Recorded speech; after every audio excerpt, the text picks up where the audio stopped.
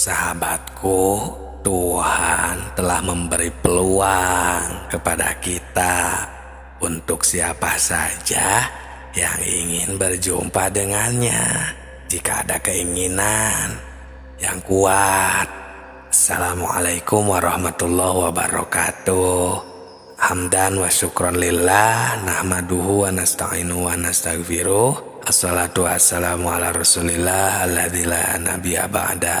Salam tilawah semesta.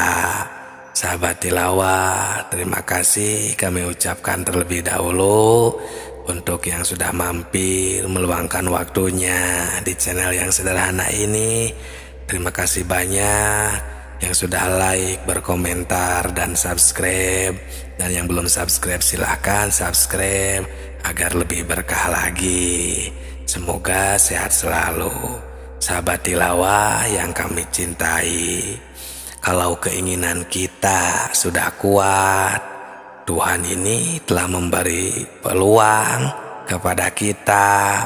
Siapa saja yang ingin berjumpa dengannya pasti akan berjumpa.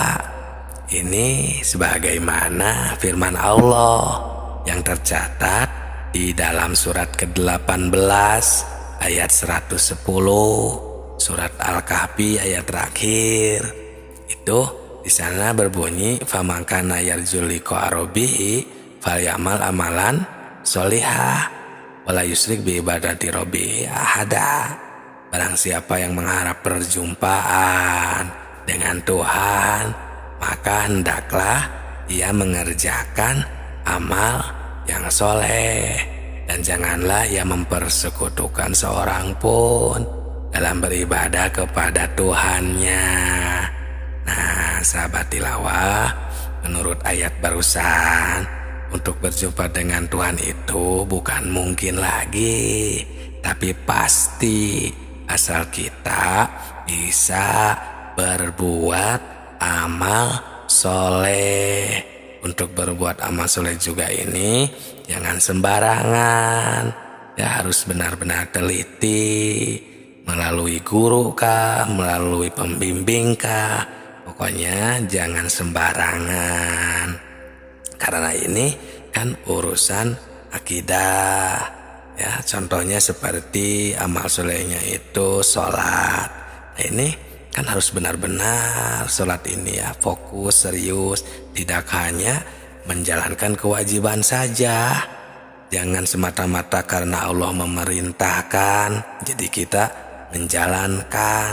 Nah, itu kan dikarenakan sebatas perintah. Nah, ini agar menjadi amal soleh, si sholat itu kita harus benar-benar menyempurnakan sholat ini. Seperti contohnya kan sholat itu sodnya itu kan soful kolbi. Soful kolbi itu kan ingatan atau elingan yang suci. Nah, berarti kalau elingan suci ini benar-benar dinyatakan, kita harus benar-benar hilang dari sifat samar dan meraba kepada Allah. Nah, ini buktinya boleh kita rasakan sendiri. Jika kita bisa seperti itu, ya berarti kita benar-benar sholat itu elingan sucinya ini tercapai. Karena kan aqimis sholata lidzikri, ya laksanakan sholat ini semata hanya untuk mengingatku. Nah, kita sudah bisa begitu apa belum? Padahal Tuhan Subhanahu wa ta'ala, ya Allah Subhanahu wa ta'ala ini berfirman di dalam hadis qudsi, ya dicatat di kitab-kitab tasawuf banyak yang berbunyi, kungtu kangzan mahfian fahababda nuromfa pahwalaktul holko likaya arofu. Nah, jadi aku adalah pembendaharaan, atau kangzan ini gudang, ya gudang yang tersembunyi, pembendaharaan saja istilahnya biar mudah untuk dipahami, yang terpendam, tertutup, ya tersembunyi, dan aku ingin ditemukan dan dikenal. Maka aku ciptakan makhluk agar mereka mengenalku. Nah, setelah kami menemukan hadis qudsi ini, Berarti kan bukan mungkin lagi untuk mengenal Tuhan itu, tapi pasti kita akan bisa berjumpa, mengenal, asal mempunyai keinginan yang keras dan kuat perhitungan. Karena ini bukan pekerjaan gampang ya. Ini harus memerlukan suluk, proses ya. Istilahnya tidak segampang itu saja. Itu memerlukan guru juga, petunjuk, pembimbing. Ya, tidak sembarangan langsung saja mengerjakan, tidak seperti itu. Dan tidak semuanya juga yang bisa ahli di bidang ini. Maka fokuslah, carilah ya yang memerlukan guru, ingin mendapatkan petunjuk ya, pembimbing, cari di sekitaran kita, biasanya suka ada di tempat kita masing-masing. Itu biasanya ada, cuman tersembunyi. Tidak semuanya yang bisa, yang pernah atau yang menjadi kiai, ustadz, ajengan, penceramah misalnya, tidak semuanya ahli di bidang tentang kemakrifatan, tentang ilmu makrifat ini. Tahu dari mana?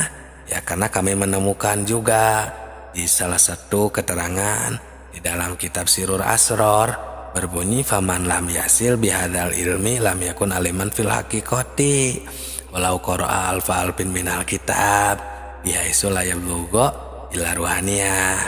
Yang berartinya semua manusia jika tidak mencapai tingkat ini, mengenal Allah, makrifat ya, maka tidak dikatakan alim secara hakikat, walaupun dia telah menguasai 1.000.000 kitab, karena tidak mencapai derajat rohaniah ini. Nah, sahabatku, sahabat tilawah semesta, dari penjelasan ini kita semua ya mafhum memahami bahwa tentang makrifatullah ini benar-benar memerlukan kekhususan atau proses ya.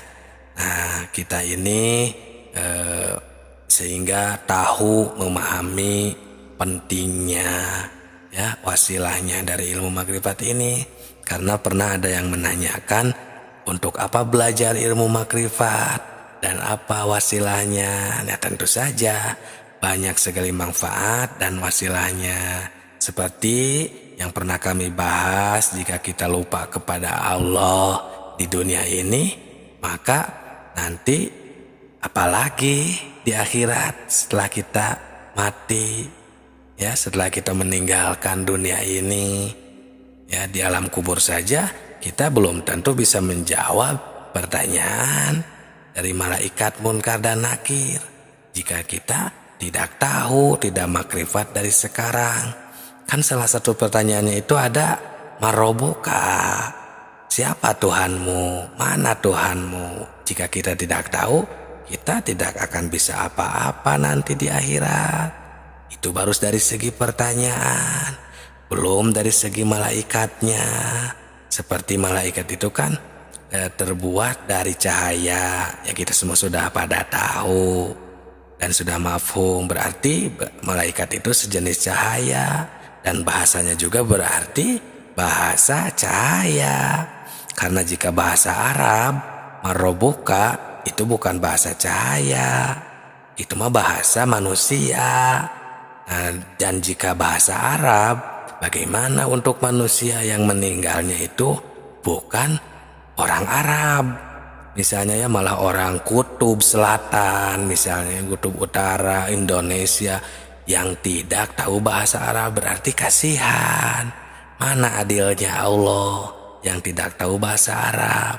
Nah, alhamdulillah, jika benar-benar kita memahami, mendaki ya suluh kepada ahlinya, tentang pertanyaan di alam kubur pun akan terbongkar, akan bisa menjawab, karena kita makrifat, mengetahui ya tentang semua ilmu yang ada di dalam ilmu makrifat. Semoga berkah semuanya. Salam tilawah semesta.